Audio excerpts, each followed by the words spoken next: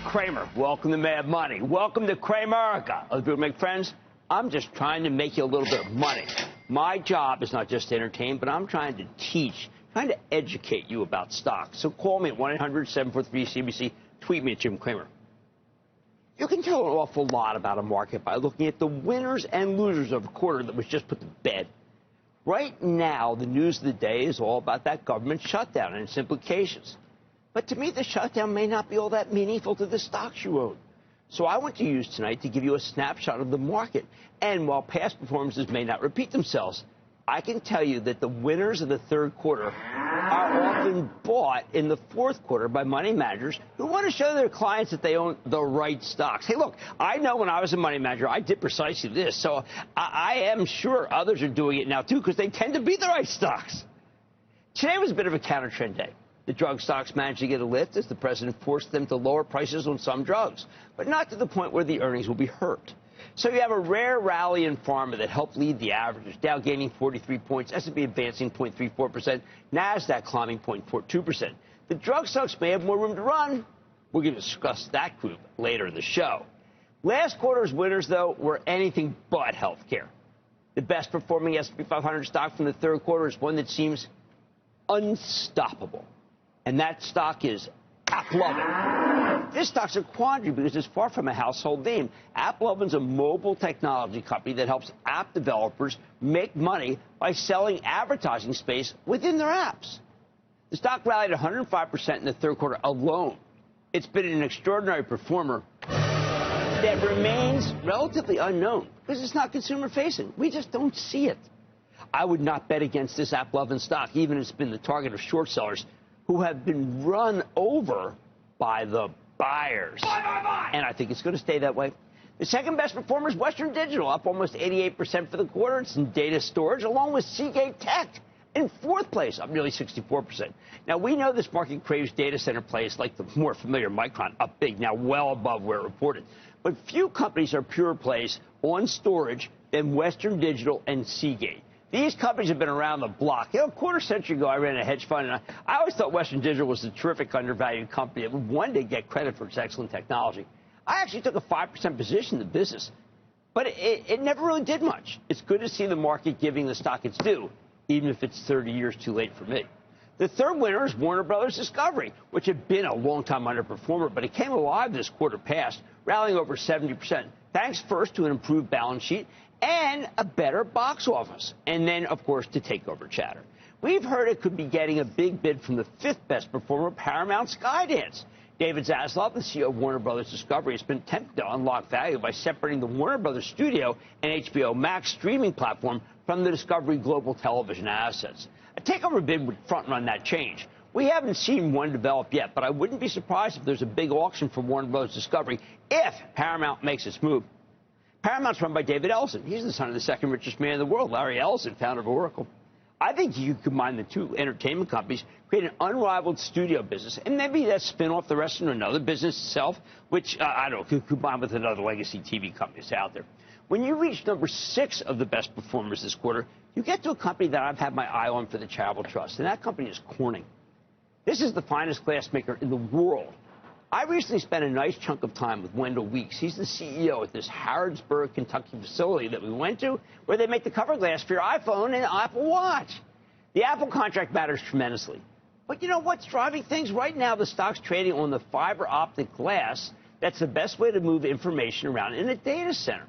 Glass doesn't burn so hot, so it's an ideal conductor. I think it's almost a foregone conclusion that one day, Corning will replace the copper inside the immense clusters of semiconductors, NVIDIA product, in the data center. That would solve some of the heat problems, and it's why Corning stock rallied 56% in the quarter. Next, Teradyne, another old-line tech company. This one makes test and measurement equipment for the semiconductor industry, among a host of others. Teradyne's always been an incredibly well-run company, and it's been a spawning ground for some incredible execs. Stock was up 53% for the quarter. Number 8, Robinhood. This has been a relentless performer in 2025. It pulled away from the pack by becoming the young person's brokerage house. I wrote How to Make Money in Any Market, which came out yesterday, largely to help the boomers and their children handle the ongoing $100 trillion wealth transfer from one generation to the next. I don't know, my work says that neither group really seems to know how to handle a handoff, so it was worth it to do this. Robinhood's been the most forward in its appeal to those who want to own pretty much anything, especially crypto. While other firms turned up their noses at crypto, Robinhood made this class of assets a central portion of its business. So smart. They may have created lifelong affinity from that. You can only congratulate them for a job well done. That app itself may be a chief selling point for the younger generation at this point. No wonder it rallied almost 53% for the third quarter. It's been a remarkable performer. Then there's an amazing comeback story on the list, and it's the story of Intel. Here's a company where fortunes are changing on the fly, thanks to a phenomenal new CEO, Lip Bhutan. He's a legendary semiconductor investor and the man who turned around the wayward Cadence Design Systems. Under his reign, the stock appreciated some 3,200% over a 13-year period. When he came in, he realized that Intel was even worse off than anyone thought. So what did he do? He did the right thing. He decided first to fix the balance sheet. Managed to wrangle $8.9 billion from the federal government in return for a 10% stake. He also raised $2 billion from SoftBank and $5 billion from NVIDIA, where Jensen Huang is an old friend.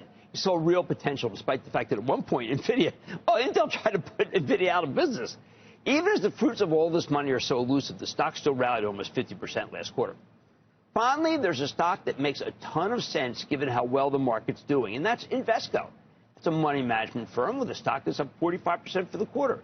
The only surprise I saw on this list is by omission. Many asset managers should have been on the top here, but it's a tech that dominated, and a lot of the asset managers, well, let's just say they didn't really understand how great this market is. And how about the biggest losers for the quarter? As I scrutinize the list, I see a couple that could make a comeback. Chipotle's the best of these losers, having been hammered relentlessly like many other restaurant chains. The current numbers are indeed nothing to write home about, but this company has a habit of bouncing back after management gets it right. Down 30% last quarter, Chipotle seems like a decent reversal candidate. Unfortunately, the others seem too impaired to stick my neck out for, even as they're household names that could make a comeback. I don't want to invest in managed care, though, or cable, or used cars, or Invisalign braces. Here's the bottom line. I learned a long time ago, don't fight the tape. If you want to embrace the tape, I think the third quarter's winners are a terrific place to be. I'm betting most of these can keep rallying through the end of the year. But the biggest gains may indeed have already been made. Let's go to Greg in New Jersey. Greg. Booyah, Jim. Thank you for what you do. I love Mad Money. Watch it every night. Thank you, Greg. Also, I'm a club member. But most importantly, congratulations on the new book. I can't wait to read it. Thank you, and thank you. Hey, out yesterday. Yeah. Here we go. Self-promotion.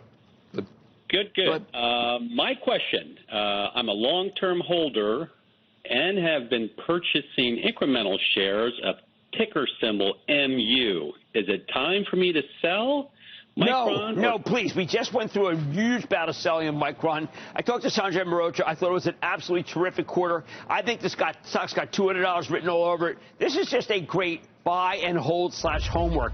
People keep trading in and out of it. And you know what? They miss. Greg, they miss all the gains. You haven't. Stick with it. Let's go to Andy in Idaho, where Micron's from. Andy. Jim, thank you for taking my call. It's an honor. Of course. Thank you. Well, you've spoken highly of this stock and the CEO, and on a few occasions recently, you said it was going to go much higher very soon. It got hammered last week and started off a little shaky this week, and it's starting to make me a bit nervous. I wanted to know what you thought about the price action and why you think I should be buying this dip, holding tight, or running for the hills from a firm. Okay, I think, first of all, let's just discuss, this is Max Levchin's baby, okay? I've had Max on a number of times. I've dealt with him a number of times. He is about as smart as anyone I have ever met, and he's certainly the smartest in this group. I know there's a lot of people gunning for him. They think that he can't possibly continue the progress. His defaults are minimal. He's a genius. Is he the most fun guy to party with? I don't know. I wouldn't know. But I'll tell you something. Is it a good stock to own? And the answer is absolutely yes. But I learned a long time ago to never fight the tape. And if you want to embrace it right now, then I think these winners from the third quarter actually represent a pretty good place to start. On Mad Tonight, J-Bill, talk about a place to start. Put a blowout quarter last week. So why is the stock so low since then? Something wrong? I'm digging into the story with the company's CEO. Then, is Nike's turnaround going according to plan, or does the company need a new pair of kicks before it can start running higher? I'm breaking down its latest results. And this IPO market is showing no signs of slowing down. Tonight, I'll run through the public debut of a power provider that did incredibly well today called Fermi to see if you can give your portfolio a boost. So stay with Cramer.